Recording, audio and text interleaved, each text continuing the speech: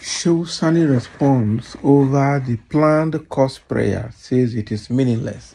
Abi, the Nigerian youths have planned a prayer, and the essence of the prayer is to curse Mahmoud Yakubu for selling Nigerian votes to Tinubu during the 2023 presidential election. Okay, and in the light of that, CàųSè, the former senator from Kaduna State, has said that effort is meaninless and valueless. Rather, that effort should be channeled to something more tangible that can bring tangible change in Nigeria. But again, let's dive into the details to hear him exactly what he is asking the youths to do instead of raining curses on Mahmoud Yakubu.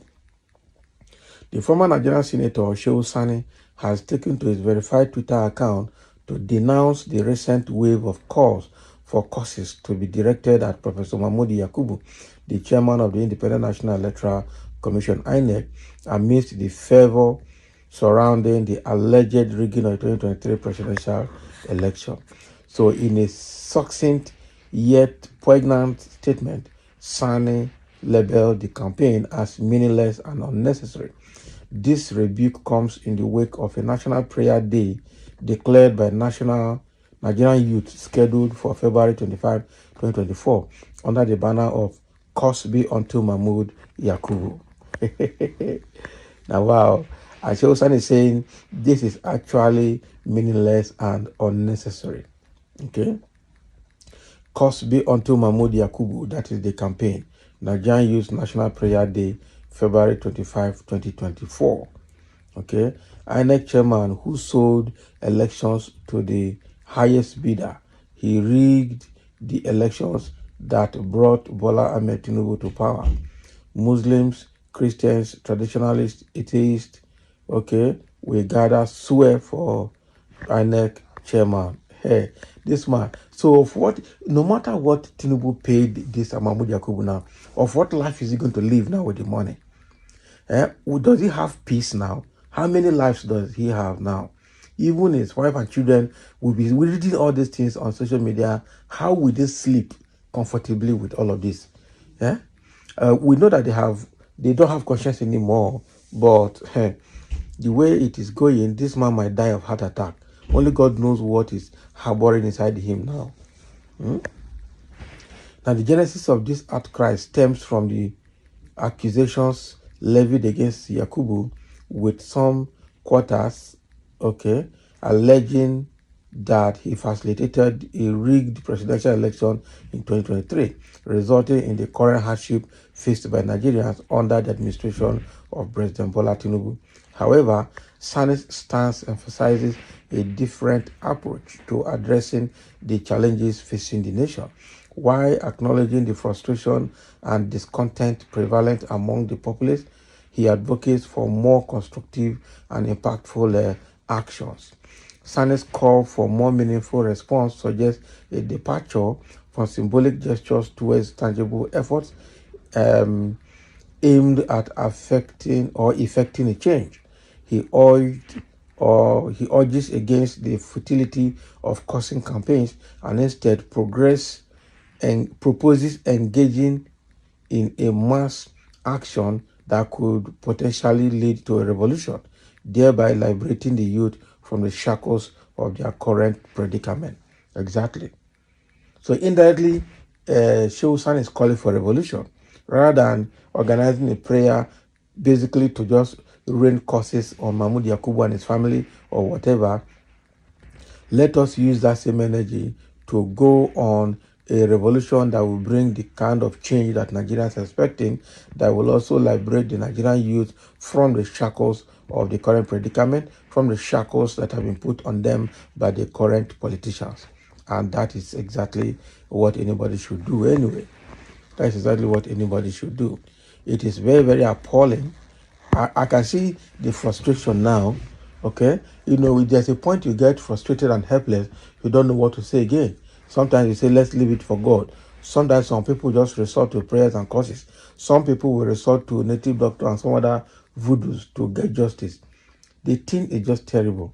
What is happening to Tinubu's government It shows that he didn't win the election. It shows that he's going to be frustrated. This is just less than a year into office, and look at all this happening. Okay, it means that the fall is coming very, very fast, and he's likely not going to escape what is coming ahead. I'm telling you the truth. The government obviously don't have solution to the Nigerian problem, and the problem is being compounded by these same politicians who have impoverished Nigerians and continue to impoverish Nigerians, hoping to keep them as captives or political captives. I'm telling you, this is a very bad situation. These Nigerian youths that are planning this thing, they are also frustrated. Everyone in Nigeria now is frustrated. And the frustration is in multiple facets. It's in multiple forms.